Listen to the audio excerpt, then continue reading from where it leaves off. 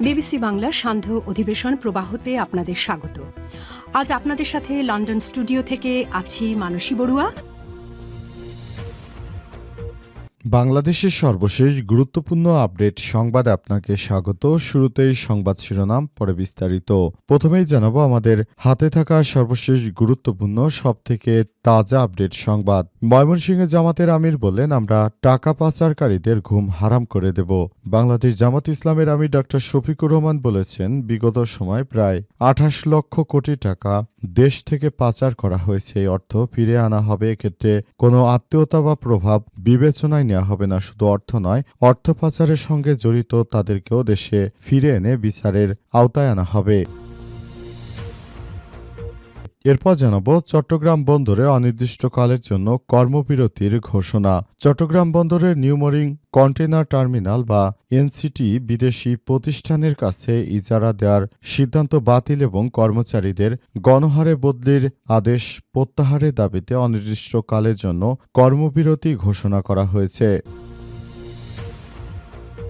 এদিকে জামাতের আমিরের এক্সআইডি হ্যাক ইস্যু, রাষ্ট্রপতির কার্যালয়কে ২৪ ঘণ্টার আলটিমেটাম জামাতের। বাংলাদেশ জামাত ইসলামের আমির ডক্টর শফিকুর রহমানের এক্স সাবেক টুইটার আইডি হ্যাক করে আপত্তিকর পোস্ট দেওয়ার সঙ্গে বঙ্গভবন কর্মকর্তার ইমেইল ব্যবহারের বিষয়ে তথ্য জানাতে ২৪ ঘণ্টার আলটিমেটাম দিয়েছে দলটি। এ বিষয়ের মধ্যে সন্তোষজনক জবাব না পেলে পরবর্তী নতুন পদক্ষেপ গ্রহণ করবে জামাত ইসলাম।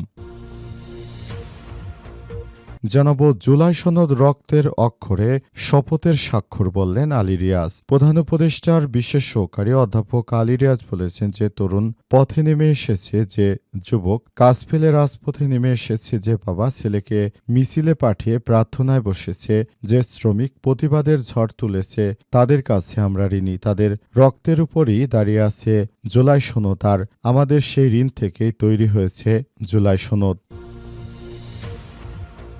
এবং সর্বশেষ জানাবো আগামী ৯ ফেব্রুয়ারি বিটিভিতে ভাষণ দেবেন তারেক রহমান।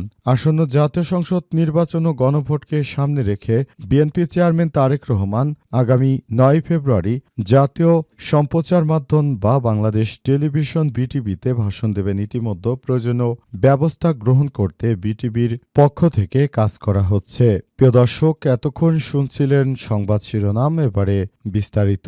তবে তার আগে বন্ধুরা অনুরোধ থাকবে, এই সংবাদটিতে একটি লাইক দিন। এই চ্যানেলে আপনি নতুন হয়ে থাকলে আমাদের সংবাদটি দেখতে দেখতে চ্যানেলটি সাবস্ক্রাইব করে রাখুন। কমেন্ট করে বন্ধুরা আপনার মূল্যবান মতামত জানিয়ে দিন আপনি বিশ্বের কোন দেশ থেকে বা বাংলাদেশের কোন স্থান থেকে আমাদের সংবাদটি দেখছেন এবং শুনছেন। আর বন্ধুরা, সংবাদটিতে একটি লাইক দিয়ে আপনার মূল্যবান মতামত, আগামী জাতীয় সংসদ নির্বাচনে কোন দলকে ভোট দেবেন বলে মনে করেন, সেটি কমেন্টের মাধ্যমে পুরো বাংলাদেশকে জানিয়ে দিন। আর বন্ধুরা, সংবাদটি আপনার সোশ্যাল মিডিয়া ফেসবুকে শেয়ার করে বন্ধুদেরও দেখার সুযোগ করে দিন। এবারে বিস্তারিত। ময়মনসিংহে জামাতের আমির বললেন, আমরা টাকা পাচারকারীদের ঘুম হারাম করে দেব।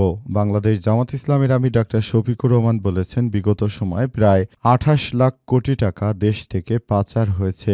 এই অর্থ ফিরিয়ে আনা হবে। এক্ষেত্রে কোনো আত্মীয়তা বা প্রভাব বিবেচনায় নেওয়া হবে না। শুধুমাত্র অর্থ নয়, অর্থ পাচারের সঙ্গে জড়িতদের দেশে ফিরিয়ে এনে আইনের আওতায় আনা হবে। দেশের টাকা চুরি করে বিদেশে গিয়ে রাজার হালতে বসবাস করতে দেব না, আমরা তাদের ঘুম হারাম করে দেব। এ সময় জামাতের আমির আরও বলেছেন, আমরা বাংলাদেশটাকে সেই পর্যায়ে নিয়ে যেতে চাই যেটা দীর্ঘদিন ধরে আমাদের প্রত্যাশা ছিল।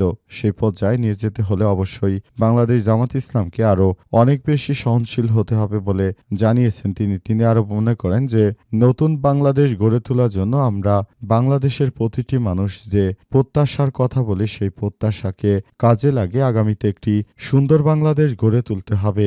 বাংলাদেশ জামাত ইসলাম সেই প্রত্যাশা নিয়ে কাজ করছে এবং আগামীতে এই সুন্দর বাংলাদেশ গড়ে তোলার মধ্য দিয়ে আমরা এই ব্যবস্থা গ্রহণ করব বলে জানিয়েছেন তিনি। অন্তর্বর্তীকালীন সরকারের প্রধান উপদেষ্টা প্রফেসর ডক্টর মোহাম্মদ ইউনূসকেও ধন্যবাদ জানানো হয়েছে, যাতে করে অন্তর্বর্তীকালীন সরকারের প্রধান উপদেষ্টা এই বিষয়টিকে খুবই গুরুত্ব সহকারে এবং ইতিবাচক হিসেবে নেন।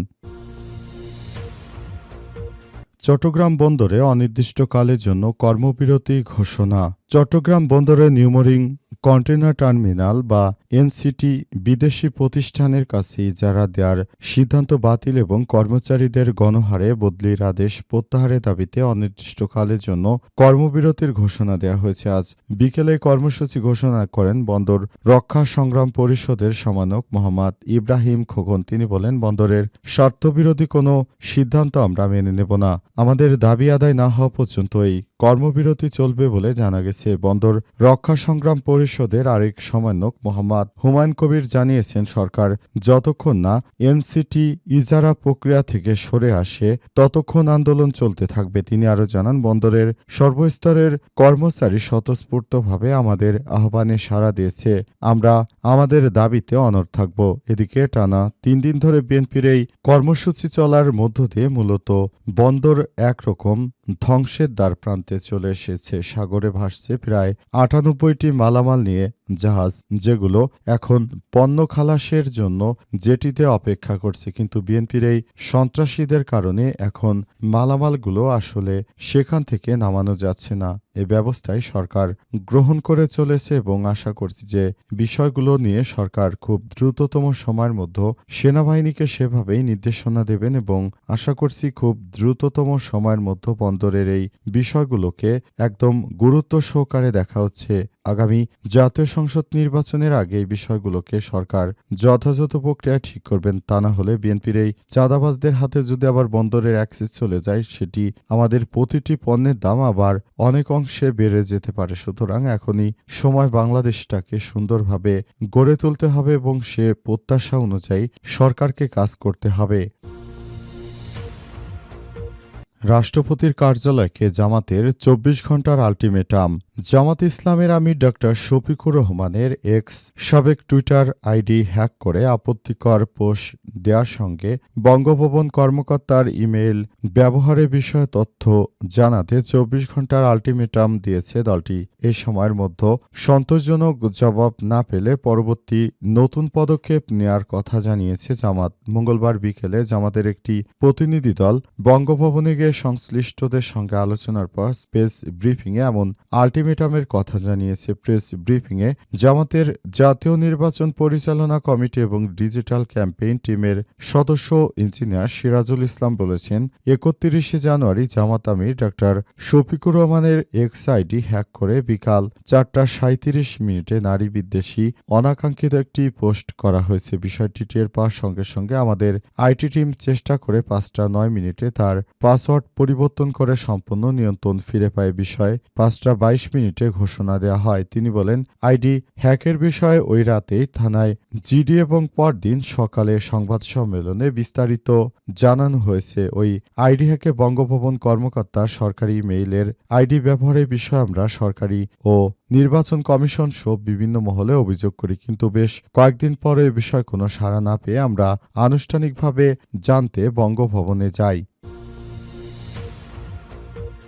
জুলাই সনদ রক্তের অক্ষরে শপথের স্বাক্ষর বললেন আলী রিয়াজ। প্রধান উপদেষ্টার বিশেষ সহকারী অধ্যাপক আলী রিয়াজ বলেছেন যে তরুণ পথে নেমে এসেছে যে যুবক, কাজ ফেলে রাজপথে নেমে এসেছে যে বাবা, ছেলেকে মিছিলে পাঠিয়ে প্রার্থনায় বসেছে যে শ্রমিক, প্রতিবাদের ঝড় তুলেছে, তাদের সবার কাছে আমাদের ঋণ। আর সেই ঋণই হচ্ছে জুলাই সনদের প্রতিটি অক্ষর কালো কালিতে লেখা হলেও এর পটভূমি রক্তের উপর দাঁড়িয়ে রক্তের অক্ষরের শপথের স্বাক্ষরই জুলাই সনদ। আজ ঢাকা বিশ্ববিদ্যালয়ে নওয়াব আলী চৌধুরী সিনেট ভবনে আয়োজিত মতবিনিময় সভায় প্রধান অতিথির বক্তৃতায় তিনি এসব কথা বলেছেন। আলী রিয়াজ বলেন, আর কোনো স্বৈরাচার যাতে জাতির ঘাড়ে চেপে বসতে না পারে, জনগণের অধিকার পদদলিত করতে না পারে, কাউকে গুম করতে না পারে, ভোটাধিকার ও মত প্রকাশের অধিকার কেড়ে নিতে না পারে, এজন্য জুলাই সনদের প্রতি সম্মতি জ্ঞাপন করে আসন্ন গণভোটে